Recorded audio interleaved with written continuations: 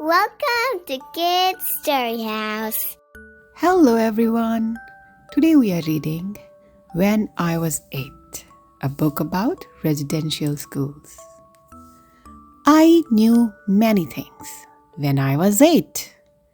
I knew how to keep the sled dogs quiet while father snuck up on caribou and to bring the team to him after a kill. I knew the sun slept in the winter and woke in the summer.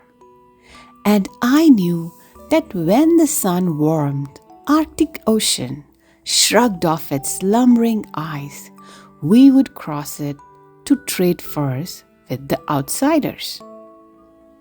But I did not know how to read the outsiders' books. It was not enough to hear them from my older sister, Rosie. I longed to read them for myself. Although I begged like a hungry dog after scraps, father would not let me go to the outsider school like Rosie. He knew things about the school that I did not. But my name is Olemaun. That's Olemaun, the stubborn stone that sharpens the half-moon ulu knife used by our woman. I wore away at him all through the winter, and when the sun awoke again and we traveled to trade with the outsiders, he reluctantly left me at their school. A black-cloaked nun cut my hair. I felt naked as my braids fell to the floor. Stripped of my warm parka, I was made to wear a thin pinafore and scratchy underwear with stockings too small to stay above my knees. My Inuit name was taken and I was to be called Margaret. All I had left was a beautiful book my sister read me about a girl named Alice. I hugged it to my chest and tried to be brave like the girl in the story. Every day for weeks, we woke very early for chores. Instead of sitting in desks, we scrubbed the floor beneath them. We washed walls and dishes and laundry, and then we went to church and kneeled on our already aching knees to clean our souls. I worked hard, but it brought me no closer to being able to read. When the first skiff of snow returned, my hopes were nearly dead. The kindly head nun led us to a classroom and told us to be seated. At last, we were going to read. Behind the teacher's desk sat the nun who had cut my hair. I did not want her for a teacher, but I sat very tall so she would know I was eager. A few older girls raised their hands, so I did too. The nun laughed and motioned for me to stand and read. Read? I couldn't even speak English. I scowled at her as the others giggled. Instead of learning to read that day, I spent the rest of the class with my nose in the corner and my stockings slouched around my ankles. The nun constantly gave me extra chores. As part of my education, she said. But though my muscles ached from the hard work and I could barely keep my eyes open, she could not wear out my determination. I used every task as an opportunity to learn new words. I studied each letter of the alphabet before wiping it from the board. I looked at the labels on cleaning supplies and sounded out the words. I even studied the writing beneath pictures in the hall. These things improved my reading, but I longed to read an actual book, my book. One evening, I hurried through my supper of cabbage soup, planning a hasty escape. I couldn't wait anymore. I dashed into the hall, but the nun was waiting for me. "Not so fast, Margaret. There are pots to be scrubbed," she said in a threatening tone and marched me to the kitchen. With my arms in scalding water up to my elbows, I couldn't hold back my frustration. "I could be reading," I muttered. "What?" the nun demanded, her shoes creaking as she crossed the kitchen. She pinned me against the sink. Slowly, a smile spread across her thin lips. "Fetch me a cabbage from the basement," she ordered. I had heard stories of children who disappeared down in that dark cavern. I descended each step deliberately, hiding my fear. My hands quickly found a cabbage in the shadows and I scurried up the stairs. But she slammed the door, shutting out all light.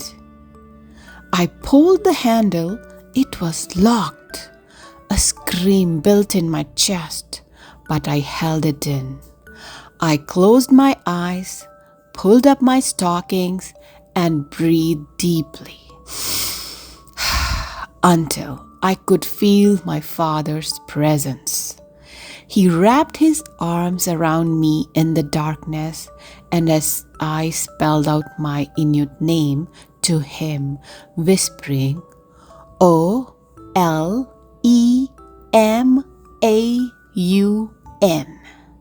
his proud smile made me stronger, so I worked through the name of my distant home. BANKSISLANT,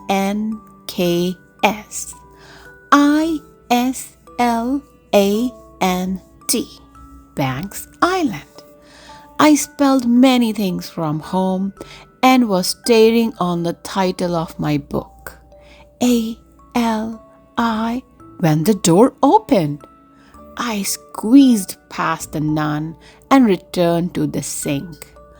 Her angry black eyes raised goosebumps on the back of my shaved neck, but she could not make me cry. When I returned to the dorm room that night, all the girls were giddy. Everyone had beautiful new dark stockings. I pulled off my old ones, took my place in front of the nun, held out my hands and closed my eyes. The nun crackled loudly as she handed my pair to me. Laughter instantly filled the room. They are red," I stammered in disbelief. "Only circus clowns wore red stockings." I ran to my bed and opened my book. I stared at the letters, holding back my tears, until those letters became words which grew into a familiar story. I could almost hear my sister's voice reading about the cruel queen, and I let the story carry me far away from the laughter. The next morning, I crept quietly to breakfast, but an older girl saw me and called out, "Fatty legs!" as bits of food fell from her mouth. "Fatty face," I shouted back. "F-A-T-T." The nun swooped in. "If you cannot get along with others, you can tend to do the laundry," she hissed. I entered the laundry and stood beside the large vat with the fire crackling beneath it. And then the idea came to me. I knew what to do with my stockings. I burned them to ashes. I felt like Alice after a bite of magic cake, as large as the entire room. When the nun saw my bare legs, she exploded. "Margaret, put on your stockings," she demanded. I set my jaw and crossed my arms. "I can't." "Why not?" "I just can't." Her face grew very red, and she ordered everyone to search the room, like the Queen's henchmen in my book. They scurried around, upturning everything. Books were torn from shelves and blankets from beds. No one was calling me fatty legs now, and no amount of searching could ever bring those stockings back. The nun snarled when I was allowed another pair. In my new thick grey stockings, I felt victorious. But when I strode into class the next day, the nun slammed a book on my desk. It was a green reader, like the older girls used. "Page 34, she said. She wanted to cut me down to size. I opened the book, nervousness swelling in my throat. I looked at the words and began slowly twisting my tongue around the consonants and forming my mouth around the vowels. By the second paragraph, I confidently sliced through the words without a single moment of hesitation. There was no stopping me. When I finished, I looked up, but the nun was facing the blackboard. "Sit down, Margaret," she said. I felt a great happiness inside that I dared not show. I quietly took my seat. I was Olemaun, conqueror of evil, reader of books.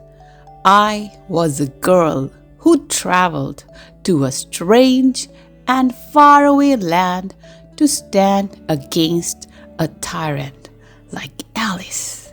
And like Alice, I was brave, clever, and as unyielding as the strong stone that sharpens an ulu. I finally knew this, like I knew many things, because now I could read. I hope you guys really enjoyed this book about Margaret. Thank you very much.